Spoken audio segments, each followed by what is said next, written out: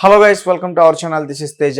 ప్రస్తుతం మనతో పాటు పొలిటికల్ అనలిస్ట్ అంకమ్మరావు గారు ఉన్నారు. నమస్తే సార్. నమస్తే తేజ గారు. సార్, అయితే రీసెంట్గా ఒక వార్త వెలుగులోకి వచ్చింది, ముఖ్యంగా షర్మిల గారి గురించి, అలాగే జగన్మోహన్ రెడ్డి గారు భార్య గురించి, వైఎస్ భారతి గారు. అయితే కడప ఎంపీగా షర్మిల గారు పోటీ చేస్తారని మొన్నటి వరకు ఒక వార్త అయితే ఉంది. సో ఆమెను ఓడించడానికి వైఎస్ భారతి గారిని బరిలోకి తీసుకొస్తున్నట్లు ఒక సమాచారం అయితే బయటకు వచ్చింది. సో మరి ఎవరు గెలుస్తారు, ఏం జరగబోతుంది? తేజ గారు, ఇప్పుడు షర్మిల గారు ఏ పార్టీ తరఫున నిలబడబోతున్నారు? కాంగ్రెస్ పార్టీ. మరి ఆమె ఎలా గెలుస్తుంది అక్కడ? Telugu Desam party, YSRCP party, Congress party ముగ్గురు కలిసి అక్కడ పోరాడుతూ ఉంటాయి కదా. ఈ ముగ్గురు కలిసి పోరాడినప్పుడు నిస్సందేహంగా తెలుగుదేశం పార్టీ గెలిచింది కదా అక్కడ. అవును. భారత్ గారిని తీసుకొచ్చి పెడితే ఏంటి, లేకపోతే మళ్ళీ జగన్మోహన్ రెడ్డి గారు పోటీ చేస్తే ఏంటి? వచ్చి నష్టం అయితే ఏం లేదు కదా. అవును. ఇప్పుడు అక్కడ వాళ్ళు జగన్మోహన్ రెడ్డి గారికి సంబంధించిన వైఎస్ఆర్సీపీ పార్టీ, ఈమె కాంగ్రెస్ పార్టీ తరఫున ఈమె పోటీ చేస్తుంది. అవినాష్ రెడ్డి గారు ఇప్పుడు అక్కడ రెండోసారి మొన్న లోక్సభ సభ్యుడు అయ్యాడు. ఇవాళ అలాంటి వాళ్ళకి వీళ్ళ చేతికొచ్చిన కాడి నుంచి కంచుకొట్టగానే ఉంది. అది ఈరోజు వరకు కూడా వాళ్ళు విజయం సాధించుకొస్తున్నారు. ఎవరన్నా ఇప్పుడు వైఎస్ రాజశేఖర రెడ్డి గారు కావచ్చు, లేకపోతే వివేకానంద రెడ్డి గారు కావచ్చు, మధ్యలో జగన్మోహన్ రెడ్డి గారు, ఈ రెండు పర్యాయాలు అవినాష్ రెడ్డి గారు. ఇప్పటి వరకు వాళ్ళదే కదా అక్కడ ఆధిపత్యం. ఇప్పుడు ఏమవుతుందంటే, ఇప్పుడు జరుగుతున్న పరిణామాల్లో వివేకానంద రెడ్డి గారి హత్య అనంతరం జరిగిన పరిణామాలు, జరుగుతున్నటువంటి విచారణ సందర్భంగా వెల్లడవుతున్న వాస్తవాలు, ఇవన్నీ ప్రజలకు తెలిసిన తర్వాత సహజంగానే ఆ రోజు ఎంతో కొంతమందికి తెలిసినా కూడా కొంత చెప్పిన వాళ్ళు ప్రచారం చేసిన దానికి నమ్మి ఆ రోజు ఏదో ఎన్నికల ముందు కాబట్టి గెలిపించడం కూడా జరిగింది. ఈ రోజు ఉన్న పరిస్థితి చూసుకుంటా ఉంటే అవినాష్ రెడ్డి గారికి బాగా ఎదురుగాలి ఇస్తుంది అక్కడ. అంటే అవినాష్ రెడ్డి గారికి గెలిచే ఛాన్సెస్ తక్కువ అనేది అక్కడ అభిప్రాయం. తర్వాత ఇప్పుడు వచ్చే తలకి స్థానికంగా ఉన్నటువంటి వ్యక్తులు చాలామంది కూడా అసంతృప్తిగా ఉన్నారు. స్థానిక నాయకులు కూడా వైఎస్ఆర్సీపీ పార్టీ మీద అధికారంకి వచ్చిన తర్వాత కూడా ఆ రోజు రాజశేఖర రెడ్డి గారితో పోల్చుకొని కొంచెం వ్యతిరేకతగా ఉన్నారనేది చాలా స్పష్టంగా వినిపిస్తున్నటువంటిది మాట.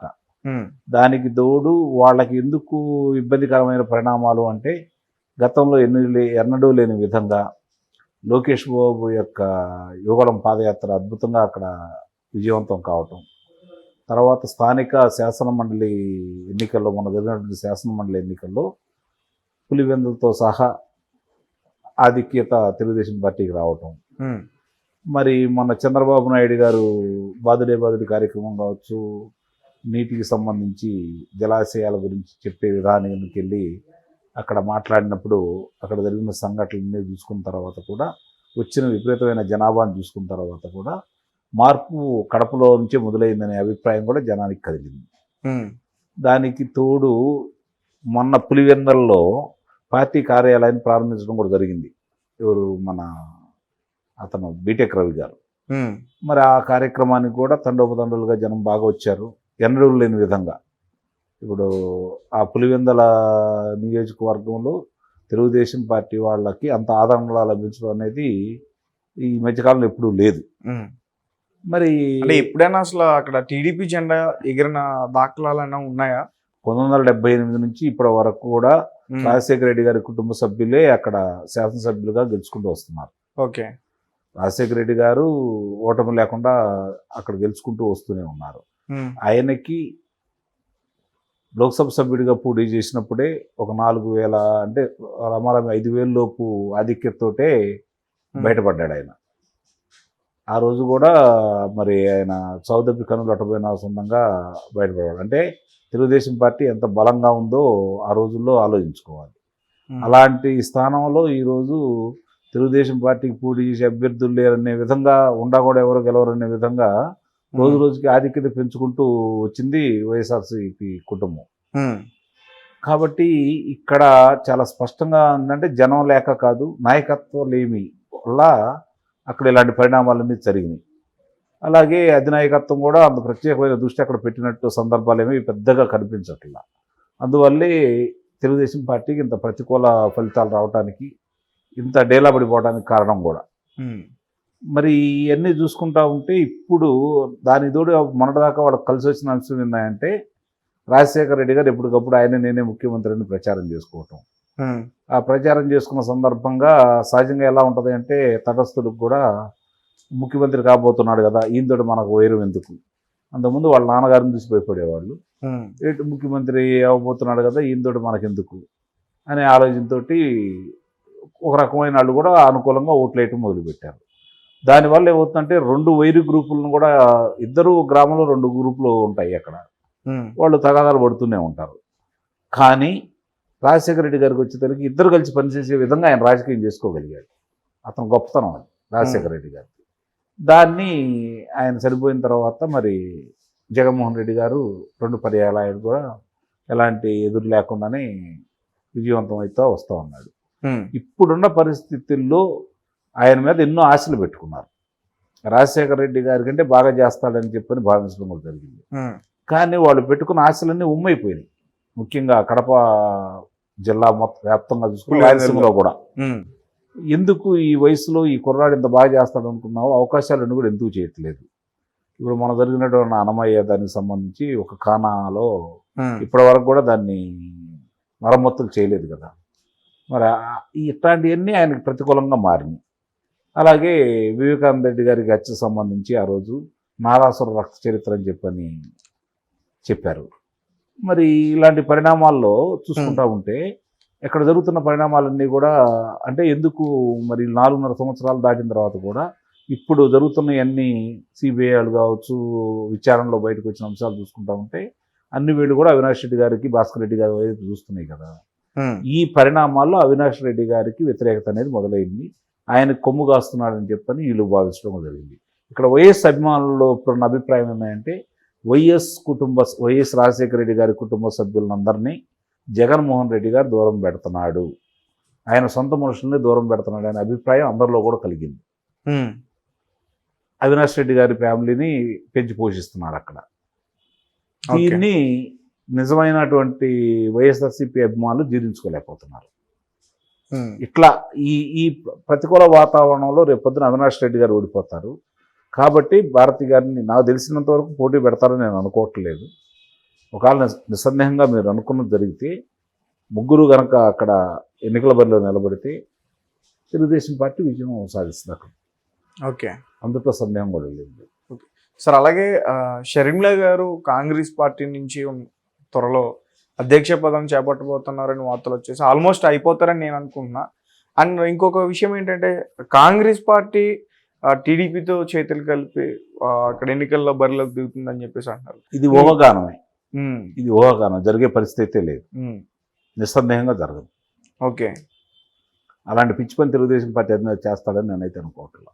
ఓకే, వార్తలు అయితే విపరీతంగా వస్తున్నాయి అన్న. చంద్రబాబు నాయుడు గారు కూడా రీసెంట్గా డికే శివకుమార్ గారిని కలవడం జరిగింది. డికే శివకుమార్ గారిని చంద్రబాబు నాయుడు గారు కనవాల. చంద్రబాబు నాయుడు గారు బెంగళూరులో దిగి కుప్పానికి వెళ్ళేటప్పుడు అక్కడ బెంగళూరు ఆయన స్థానికుడు కాబట్టి ఆయన వచ్చి ఈయన కలిశాడు. డికే శివకుమార్ గారి ఇంటికి చంద్రబాబు నాయుడు గారు వెళ్ళినట్టయితే మీరు అన్నదే నిజమయ్యేది. కానీ వీరు ప్రయాణంలో ఉన్న సందర్భంలో అక్కడి నుంచి దిగెళ్ళే సందర్భంలో అక్కడ ఉన్నటువంటి ఉప ముఖ్యమంత్రి గారు వచ్చి కలిశాడే తప్ప చంద్రబాబు నాయుడు గారు వెళ్ళి డికే శివకుమార్ గారిని కలవాల. ఇది ఒకటి గుర్తుపెట్టుకోవాలి అందరూ కూడా. Okay, right. సో మరి చాణక్య స్ట్రాటజీస్ సర్వే, సో దాని గురించి ఏం చెప్తారు? వాళ్ళు కూడా మరి 115 స్థానాలు కూటమికి, మరి 38 స్థానాలు వైఎస్ఆర్సీపీ పార్టీకి, మిగిలిన హోరాహోరీగా ఉన్నాయని చెబుతున్నారు కదా. ఆ హోరాహోరీగా దాంట్లో కూడా చెరుసగం వేసుకున్నా కూడా మరి 125 స్థానాల పైన వచ్చే అభిప్రాయం ఉంది కదా ఇప్పటి వరకు. మరి ఇక రోజు రోజుకి రేపు ఎన్నికల నాటికి ఈ ప్రభావం ఇంకెంత పెరుగుతుందనేది వాళ్ళు చెప్పారు. అలాగే రఘురామకృష్ణరాజు గారు వచ్చేసరికి వారు చేసినటువంటి దాంట్లో కూడా ప్రజలందరి అభిప్రాయాన్ని క్రోడీకరించేసి ఫలితాలు కూడా చెప్పడం కూడా జరిగింది. దాంట్లో 144 స్థానాలు ఉమ్మడి తెలుగుదేశం పార్టీ జనసేనకి, 31 స్థానం మాత్రమే వైఎస్ఆర్సీపీకి అని చెప్పడం కూడా ఇవ్వడం కూడా జరిగింది. మరి సి ఓటర్ ఈ మధ్య చూపించారు. దాంట్లో వచ్చేసరికి 25 లోక్సభ స్థానాలు వైఎస్ఆర్సీపీ పార్టీ వస్తాయి అని చెప్పని రాయటం జరిగింది. చంద్రబాబు నాయుడు గారి మీద అంత వ్యతిరేకత ఉండి 3 లోక్సభ స్థానాలు వచ్చిన తర్వాత, ఈ రోజు ఈయన ప్రభుత్వం మీద ఇంత వ్యతిరేకత ఉన్న తర్వాత, ఇన్ని వర్గాల వ్యతిరేకత ఉన్న తర్వాత వాళ్ళు ఆ విధంగా ప్రకటించింది దాని విశ్వనీయత లేదు అనేది చాలామంది అభిప్రాయం కూడా. వాస్తవం కూడా అంతే. నాకు తెలిసినంత వరకు కూడా 25కి 25 వస్తాయి అనేది అది ఊహాజనితమే. అదైతే జరిగే పని అయితే కాదు. ఓకే. ఇవాళ ఉన్న పరిస్థితుల్లో అధికారమే తెలుగుదేశం పార్టీకి వస్తుంది అని చెప్పని అందరూ భావిస్తున్న తరుణంలో ఈరోజు వాళ్ళకి అసలు ఒక్క స్థానం కూడా వచ్చిద్దా రాదా, అది ఎంపీగా రామ్మోహన్ నాయుడు శ్రీకాకుళం తప్ప మిగిలినవన్నీ వైఎస్ఆర్సీపీ పార్టీ గెలుచుకుంటుందని చెప్పి కదా వాళ్ళు చూస్తుంది. మరి దాంట్లో చూసుకుంటా ఉంటే మరి వాళ్ళు చెప్పేవన్నీ వాస్తవాలని అనిపించటంలా. Okay, right sir. సో అలాగే భువనేశ్వర్ గారు నిజం గెలవాలని చెప్పేసి మళ్ళీ స్టార్ట్ చేశారు. ఆమె గతంలో కూడా చంద్రబాబు నాయుడు గారు అరెస్ట్ అయినప్పుడు కూడా బయటకు వచ్చారు జనాల్లోకి. సో ఈ నిజం గెలవాలి ఎంతవరకు తీసుకెళ్తుంది? నిజం తెలియాలి, న్యాయం గెలవాలి. నిజం అనేది తెలియాలి, న్యాయం గెలవాలి. ఓకే. అంటే ఆమె నినాదం అది. ఇప్పుడు మధ్యలో ప్రయాణం మొదలుపెట్టిన సందర్భంగా ఆయన అప్పుడు కారాగారంలో ఉన్నారు చంద్రబాబు నాయుడు గారు. ఆ సందర్భంగా వారు మొదలుపెట్టేసరికి వారికి విడుదల చేశారు ఆయన అనారోగ్య సమస్యల మూలంగా. తర్వాత ఆయనకి ఇంట్లో మరి సహజ ఆమె అన్ని సఫర్ అయ్యేలా ఆమె చూసుకోవాలి కాబట్టి ఆమె ఉన్నారు. ఇప్పుడు వెలుసుబాటు వచ్చేసింది. చంద్రబాబు నాయుడు గారు మళ్ళీ ప్రజల మధ్యకి వెళ్ళిపోయారు. ఆ రోజు అసంతృప్తిగా వదిలేసినటువంటి కొంతమంది అమరులైనటువంటి కార్యకర్తలకు సంబంధించిన అభిమానులకు కావచ్చు, కార్యకర్తలకు కావచ్చు, వారికి డబ్బులు అందించే కార్యక్రమంలో, వాళ్ళకి ఇవ్వాలనుకున్న మాట ఇద్దామనుకున్న కార్యక్రమంలో ఇప్పుడు ఆమె కొనసాగిస్తుందని చెప్పని వాళ్ళు తెలుగుదేశం పార్టీ వాళ్ళు ప్రకటించడం కూడా జరిగింది. మంచి పద్ధతి. ఇప్పటికే ఆలస్యం అయిందని చెప్పి అందరూ భావిస్తున్నారు.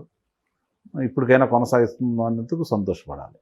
Okay sir. దానికి వ్యతిరేకంగా వార్తలు రాస్తున్నారు కదా నిడదాకా. వైఎస్ఆర్సీపీ అభిమానులు చాలా విచిత్రమైనటువంటి పదాలు ఉపయోగించి రాస్తున్నారు కదా. మరి ఈరోజు చూస్తూ ఉంటే మళ్ళీ తిరిగి ఆమె కొనసాగిస్తుంది కాబట్టి మరి వాళ్ళు ఏం సమాధానం చెబుతారో చూడాలి. Okay sir, thank you so much sir.